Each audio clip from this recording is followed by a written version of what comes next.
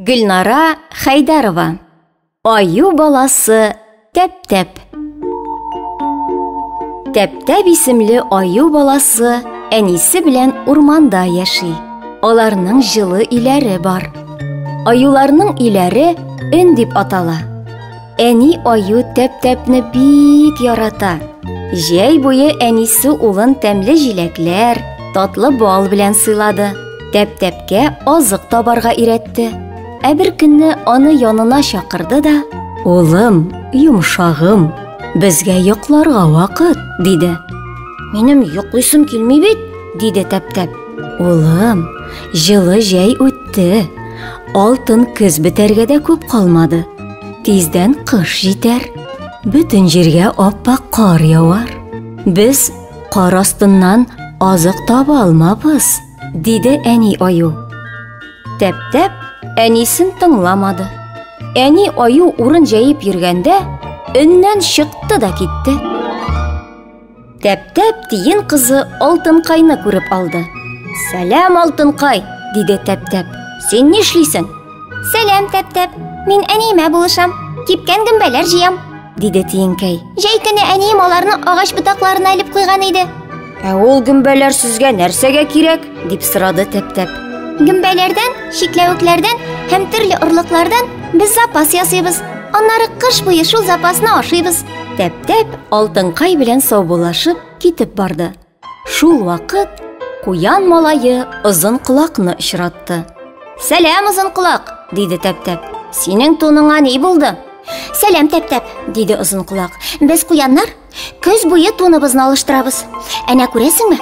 Минем тунымдагы сыры йоннар кыйыла башлады. Алар урынына яңа ак йон бөртекләре чыгар. Кыш җитеп, кар яугач, мин дә кар кебек аппак булырмын. Мине бүре дә, төлке дә кар өстеннән күрә алмас." Куян яныннан китеп барганда, Тәп-Тәп бүре малае Сорыкайны күреп алды. "Сәлам, Сорыкай", диде Тәп-Тәп. "Син кая чабасың?" "Сәлам, Тәп-Тәп", диде Сорыкай. "Мин әбием белән бабам янына ашыгам.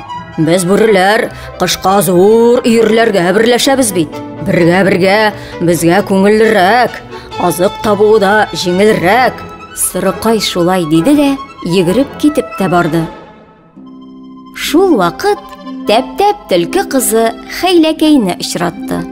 "Сәлам, Хәйләкәй", диде Тәп-Тәп. "Син бүген шундый матур." "Әйе, без төлкеләрнең туннары көз көне тагын да матурлана. Ул бик җылы да. Шуңа күрә без салкын көннәрдә бер дә туңмыйбыз. Йоклаганда мин койрыгым белән ябынам. Ул шундый йомшак." Тәп-Тәп Хәйләкәй белән саубуллашып китеп барды. Шул вакыт ул керпе малае Энәбайны очратты.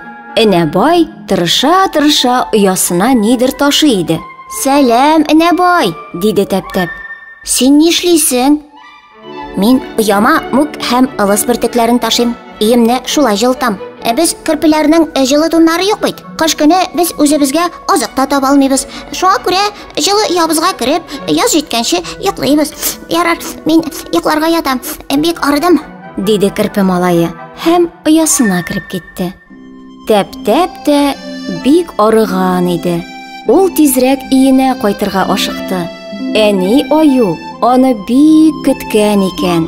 Тәп-Тәп әнисен кочаклады да йокыга китте. "Йокла, Тәп-Тәп. Яз җиткәнче матур төшләр күреп, рәхәтләнеп йокла."